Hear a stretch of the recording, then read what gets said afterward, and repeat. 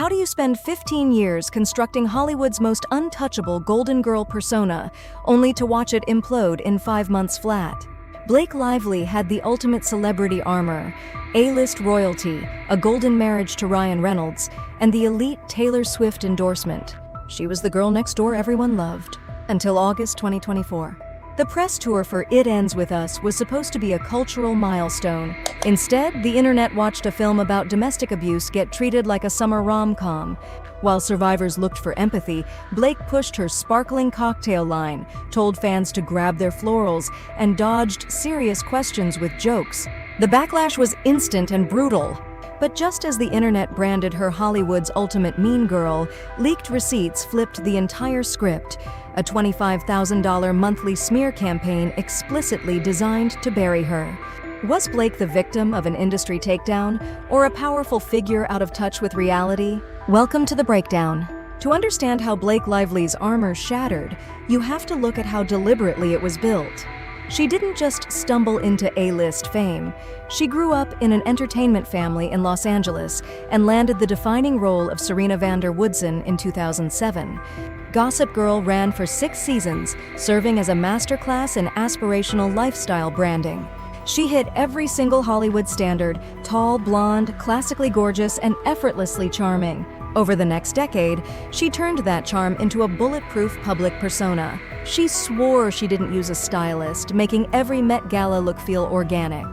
Her playful social media banter with husband Ryan Reynolds convinced millions they were the most grounded golden couple in show business. Add in a tight inner circle bond with Taylor Swift, serving as godmother to Swift's namesake lyrics and directing her music videos, and Blake became practically untouchable. Early controversies, from her 2012 plantation wedding to casual canned comments, barely scratched the surface. Her likability was an airtight fortress, until she signed on to adapt a novel carrying immense real-world trauma. When Blake joined the adaptation of Colleen Hoover's global bestseller It Ends With Us as both lead actress and executive producer, the stakes were sky-high. The book had sold millions of copies worldwide and resonated deeply with domestic violence survivors who saw their lived experiences reflected on the page. Behind closed doors, production quickly turned hostile. Crew accounts pointed to deep creative divisions on set.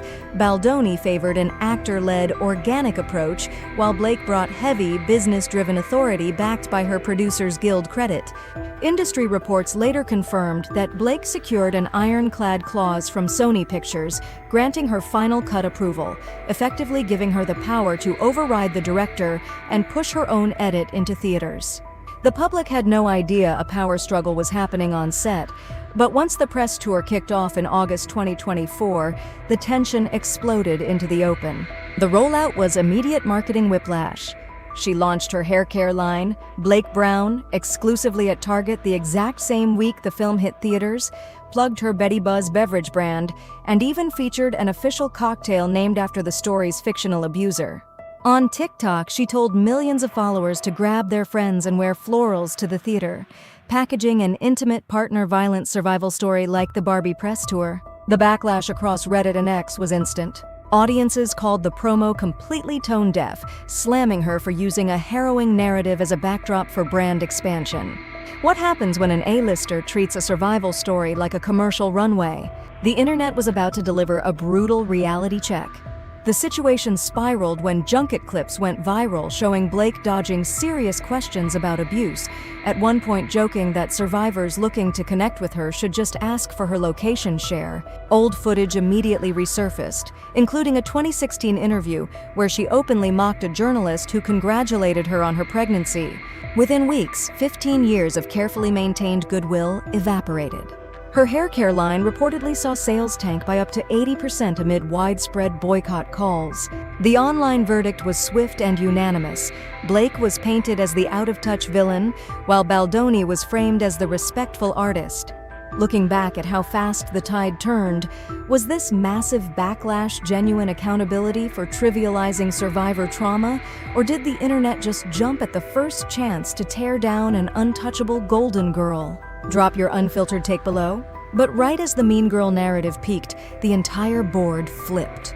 In December 2024, Blake filed a formal complaint with the California Civil Rights Department, alleging on-set harassment and retaliation by Baldoni and his studio, followed by a bombshell New York Times investigation exposing the crisis PR machinery running behind the scenes. The receipts revealed a $25,000 a month digital operation run by PR strategist Melissa Nathan on behalf of Baldoni's camp. The firm systematically deployed burner accounts across Reddit and TikTok, seeding discussion threads and boosting negative video clips to blow Blake's press mistakes out of proportion, while framing Baldoni as the blameless victim. If you want the unvarnished truth and raw receipts behind Hollywood's biggest PR wars before everyone else catches up, hit subscribe right now. Overnight, what looked like organic internet outrage was exposed as an industry-funded hit job. In response, Baldoni hit back with a $400 million counter lawsuit in early 2025, claiming defamation and extortion, alleging Blake weaponized her industry leverage and her friendship with Taylor Swift to hijack creative control of the film. Public opinion shattered down the middle. Was the public watching a necessary reckoning for a privileged star, or had millions of everyday viewers been manipulated by a high-priced PR smear campaign? By May 2026, the two-year legal war quietly folded. After a federal judge dismissed Baldoni's $400 million counterclaim, both parties signed a confidential settlement just 2 weeks before jury trial, dismissing the remaining claims with prejudice and permanently barring future litigation. But the legal technicalities left a bitter taste. The court previously threw out Blake's workplace harassment claims under Title VII simply because she was classified as an independent contractor, sparking fierce debate among legal experts over the lack of labor protections for talent on movie sets. The franchise itself took a fatal hit, with Sony Pictures and Wayfarer Studios indefinitely shelving the sequel It Starts With Us, due to total fallout between the leads. The paper trail leaves an ugly reality where neither side walks away clean. Baldoni's team undeniably engineered a stealth PR offensive to destroy her credibility, but the ammunition they used, Blake's tone-deaf press answers, the Floral campaigns, and the branded cocktail promos, was entirely real. Two massive Hollywood machines went to war for narrative supremacy, treating serious real-world issues as collateral. When both sides deploy multi-million-dollar PR machines and use real social trauma to win the news cycle, does actual accountability even exist? Or are we all just taking sides in a manufactured war between PR firms? Let me know how this mess changed how you look at celebrity scandals. When every piece of drama is monetized, the line between organic outrage and calculated manipulation completely disappears. If you want deep dive receipts and unvarnished breakdowns before Hollywood's PR machines rewrite the narrative, make sure you hit that subscribe button right now. At the end of the day, this was never just about a botched press junket or a creative dispute. It pulled back the curtain on how modern fame actually works. Image is currency, trauma is an angle, and public outrage can be bought for $25,000 a month. Did Blake Lively simply expose her true colors?